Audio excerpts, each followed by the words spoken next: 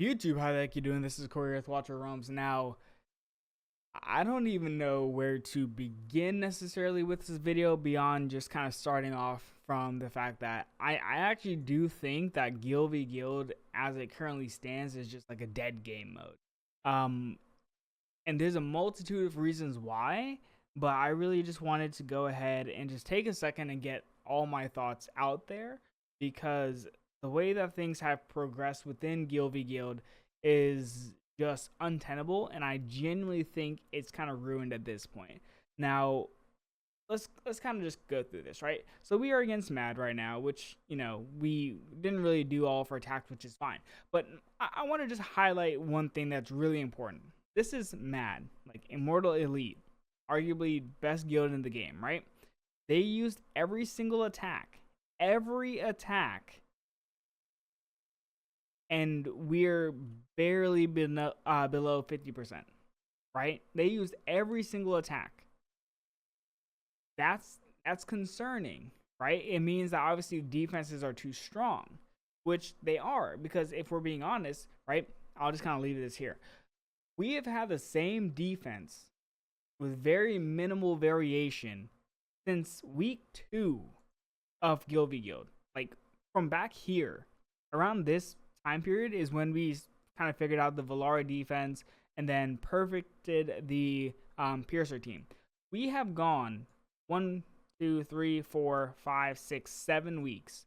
7 weeks in total. And 5 of them have been the same thing. And it really is because we're in an interesting predicament where essentially Valara is just stupid. Like she is genuinely so stupid as a unit in terms of concept, what she can do. And then you pair her with who is also stupid because of the constant freeze ability. And so what you see, and even outside units, right? Like Greed, Beelzebub, for example. Those are like the two primary ones that we see typically. But basically, having any hard CC mixed with Valara pushback means that she's going to push the unit back. Hard CC comes in, and then she's going to push it back again. And so that is what basically went ahead and killed the Grotesque Fiend, which was kind of like a decent answer in the previous season, because you go ahead, get him level 7, he can fight back, right?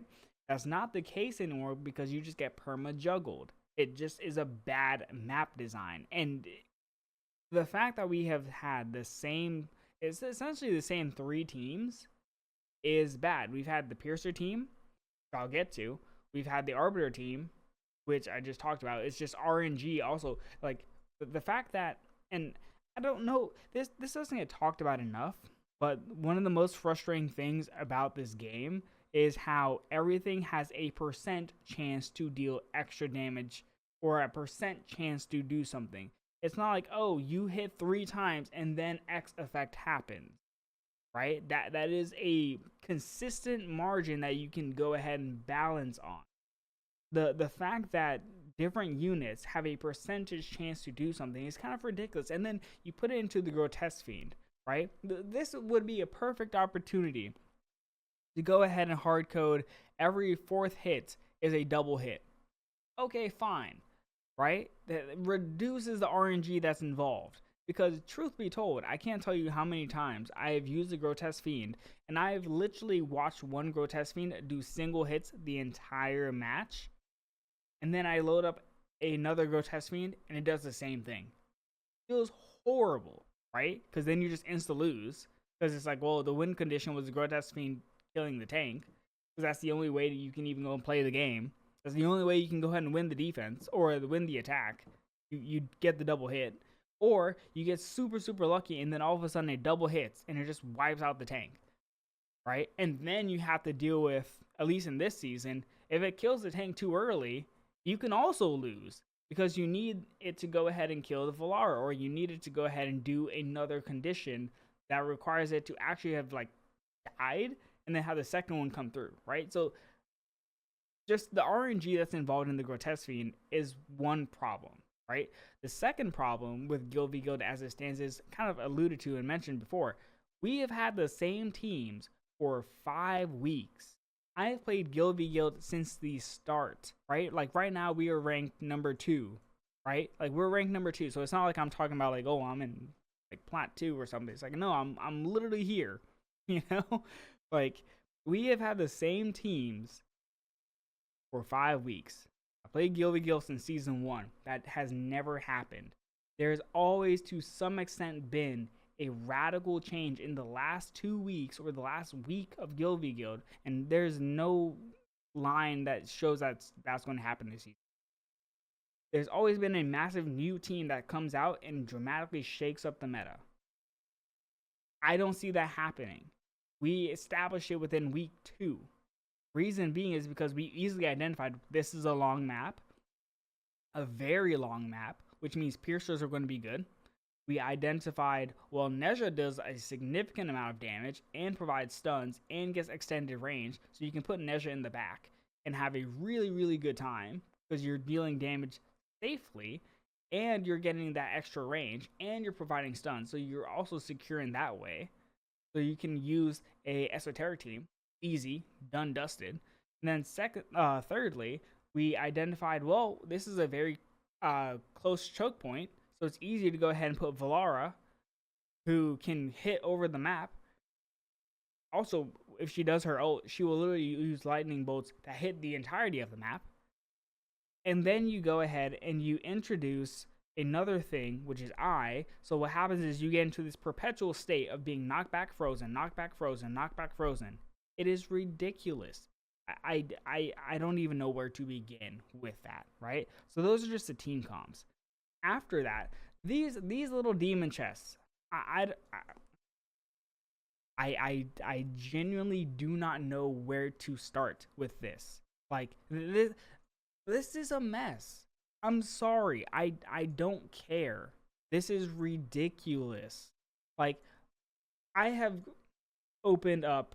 So last season we finished top 3, and then last gauntlet we finished top 3 as well. Yeah. So basically we got like 40 plus chests. Also, I go ahead and buy every single chest that you can go buy. I do the Void Rift, right? Like I'm a competitive Guild v Guild player. I do all my attacks. I promise you that. I attack Matt. I go all the time. I do all my hits. Doesn't matter. I don't care if I lose. I buy every single chest, right? I have no hope, like no chance. I have no belief that I will ever go ahead and get Glacius. I will never get the Slaughterer, which is not good. Like, if you are at the top level of Guild v Guild, like you are in the highest tier of Guild v Guild, you're in Overlord, but not even just Overlord. You're in top 10, you're in top 5, you're in top 3 Overlord.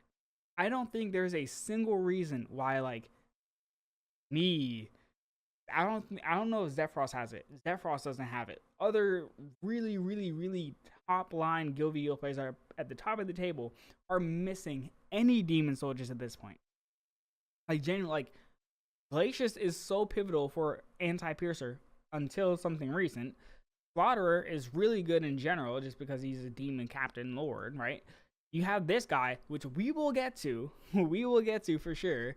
And then you also have the rats, right? Which is like, okay, these are also going to become annoying, I imagine. But like, this guy is a problem. Like, this guy is a problem. Like, genuinely, he breaks things that shouldn't be broken. Like, conceptually and fundamentally, like how Guild v Guild defenses are built and what different strategies are employed to go ahead and build certain defenses, he breaks it. He done, dusted, doesn't matter. Goodbye. Those comps are dead, right? So there we go. The fact that there is RNG that is involved in going ahead and getting demon soldiers is ridiculous. Like, that should not be a thing. I like that shouldn't be a thing. Like, for example, season rewards. There we go. Right? First thing, there is a higher weighted chance that you go get these epics, which, like, look at the table. There's a lot of these epics. I don't care for any of them at this point. Any of them. I promise you, I don't care. Right? I don't care. You have these legendaries, which are lower rated, like in terms of your chance to get them. And it even says it here, right? You have a lower chance of getting them. I feel like I have gotten more Knights of Destructions, Fools, Lightning Guards than I have gotten these units here. Like I never get them. I never get them. I always get the previously established ones, but the newer ones, nope, nope, don't get them, don't get them. Hey, I am lucky that I chose the Frost Tank, right? And then I got the Grotesque Fiend right after, and then obviously Moonton gave us them. But like beyond that, I got this guy, luck, and then I got the dog, and then this guy, right? So I'm fortunate. I've gotten 3 of the drops. But it looks a lot worse when you realize I've bought every single demon chest possible. Gotten pretty much every demon chest possible. You know? It's like, it's just bad rates. Also, an extension of that, and I promise you this is going to happen, and if it happens to me, I might throw my computer, I might throw my phone or something, right? I might just lose it. If I go ahead and get a demon captain, right? And I get Maw when I could have gotten Glacius. If I get the Scalekin champion when I could have gotten Glacius, I promise you I will lose it. Go crazy, right? So this should not be a thing. Like it's cool in concept, but it really shouldn't be a thing. I think if you're going to go ahead and do this, you better make them farmable. Like you better make these farmable, because good God, I won't lie. I fully suspect there will be a point in time, right, where it's like we're in season 14 and I still don't have either one of these. There is legitimately a chance that happens. That should not happen. That is criminal. Criminal. This should not happen. Like the demon chest, like I wouldn't even care if you sold them. If you sold the demon chest for money, like call it $1 each, I will not care. I would probably buy it just to remain competitive. Actually, you know what? Moonton, just do it. Just do it. Make it $1. $1 each. Make it like a summon. If you're going to build it like this, make it a summon. Because then otherwise it just feels criminal. Because like, for example, a person, let me go all the way to the bottom. Like, let me go to like top 100 or something, right? Number 100. Let's say like some guy from Solo Hard. No disrespect to this guild, like obviously. Or like from next level players. Like either one of these 2 guilds. Let's say a person just goes ahead and finishes season 10. Is this season 10 or 11? I don't even know. Season 10, right? And they go ahead and they are lucky. They get Glacius and the Slaughterer, right? They're top 99, top 100 versus somebody like me or anybody that's in like the Shire or anybody that's in Mad for example, right? Like let's say somebody from Mad goes ahead and finishes first in both the Gauntlet and for the season, and they don't get any demon captain. I promise you, player attrition gone, or player retention gone, attrition up. People are not going to be happy about that. Like this in concept should not exist. It just shouldn't. Now, final thing, right? This guy. All right. So here's the issue, right? You guys are choosing to, and that's fine. You guys have done this on a consistent basis, so I can't get too mad. I expected it. Okay? I kind of expected it. You guys do this. Get it. But what's upsetting is when you do this in the last 2 weeks of the season. We don't, like, I get it. You're trying to prep for Gauntlet. Then release it during the interim period of the season and Gauntlet. Don't release it 2 weeks in or 2 weeks until the end of the season. Like, don't do that. Find a different methodology to release the Demon Soldier. And don't, for the love of God, please, don't go ahead and put it in these stupid chests. It just ruins it fundamentally. Like, for example, I'm sorry. Hold on. Let me. Okay, there we go. Thank you. Good God.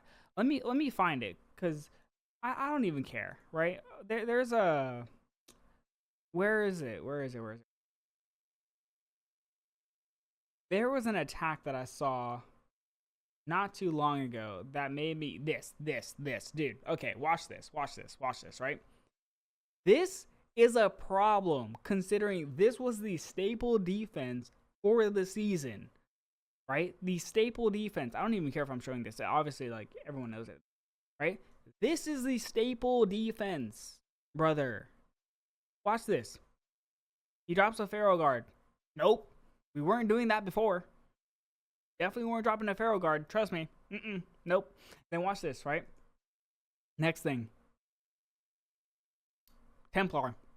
We were not doing this strategy. This did not exist before. But watch this. Like, watch how like simple this is. And I haven't even talked about Earless. I have not even talked about Earless. I'm not going to. I don't care. Right? Unnecessary. Okay. So watch this, right? Valara. Burning. On fire. Literally dying. Right? Nothing has even happened. Right? She's going to hit him again and proc the burn. Watch this. 3, 2, burning. Goodbye. Goodbye. Dead. DEAD. Deceased. Right? We didn't have that before. We couldn't do this before. And then you drop this demon soldier right here. This tank right here in the demon soldier chest. Brother. How RNG is that?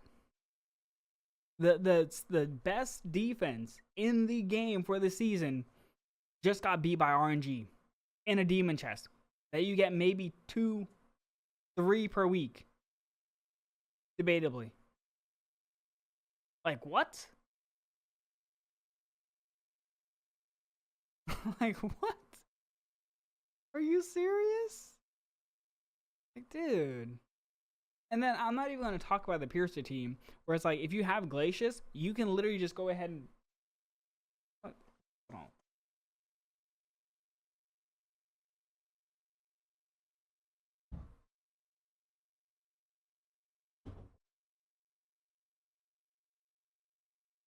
I'm back. You can go ahead and get a skateboard, and you can just go 360 no scope on a person. You go ahead and get Glacius, it's a wrap. You just go grab Glacius, throw him in, bam. Piercer team, done. You know how you get Glacius? RNG, demon chest. Otherwise, you need really high BP, really high necros, and you need a little bit of luck, right? So, like, man, I don't know where to begin. I just feel like the game mode that I love dearly has died to RNG. It has died to units that have been introduced into the game that are far outpacing what was intended or should be intended for the game's balancing. Also, here's the thing that's like kind of like my final point. I feel like I've crashed out a little bit. My bad. But here's the thing that's frustrating. Guild v Guild is very much hinged on the balance of the game. If certain units or tactics are imbalanced, you will see them appear in Guild v Guild. Because you are taking a demon soldier and operating it. So the interaction of Valara and I would not have been a found interaction that wouldn't be able to be leveraged in normal PvE content if it weren't for Guild v Guild. Like, you wouldn't think, oh wow, I can just go take I and take a unit that does a knockback and basically perma juggle units. Yep. Now you can. If you go ahead and release a champion, a hero that is just really strong, you very much break Guild v Guild unless you create a perfect or a fair I would say a fair counter to it in the form of a demon soldier. But you can't release that demon soldier at the very end of the season. Can't do that. Like, I don't know, man. Like, I feel like the game mode that I love is just dead. Um, yeah, man. It just sucks. So if you guys are watching this, Moonton, like, please just genuinely just get rid of the demon chests or sell them or make the demons farmable. Give people that finish in Overlord the chance to select a demon captain, or just make them more accessible through a milestone or something, and don't gate them behind like, oh, 60k abyss, kind of insane. But like, just make it more palpable, make it more obtainable, you know? Because as it stands, I feel like there's gonna be a lot of players that just never get a Glacius, never get a Slaughterer, and they will feel it. They will feel it. And really think about when you guys release heroes or release demon soldiers. Don't put them in the final 2 weeks. Put them in the period between Gauntlet and the season end. That would be much more appropriate, because now what's going to happen is all the people that get this guy, they just go ahead and they beat every single Piercer team. Doesn't matter, because you need Dolly. You need Yao Chan to pair with Lady A. Otherwise, you just get swarmed. Need that. And you can't really remove a unit to put in a healer. Grab this guy, bam. Piercer team, goodbye. See ya. How you doing? You know? And then Arbiter teams, see ya. How you doing? Valara, dead, swarm. And then you have Glacius, or even just Grotesque Fiend in general, can also take out the esoteric teams. But it's like, I don't know, man. Don't do this again. Don't continue releasing heroes at the end, and really just reevaluate balancing for certain heroes and mechanics that happen. Like, I don't know, man. Just do something different, please. Because good God, I feel like, and I don't know if people in Mad feel this way. I don't know if other people in my guild feel this way. I really think that most players that play this game actively, like a lot, spend a lot on it, are playing Guild v Guild to some extent. And the more disinterested they get, the more I feel like you're going to see things like this pop up. Monetization of the game. Oh, I respect it. Get your money. Respect it. But I'm not going to feel incentivized to spend $1. I don't care if Wukong is here. Like, I really don't care.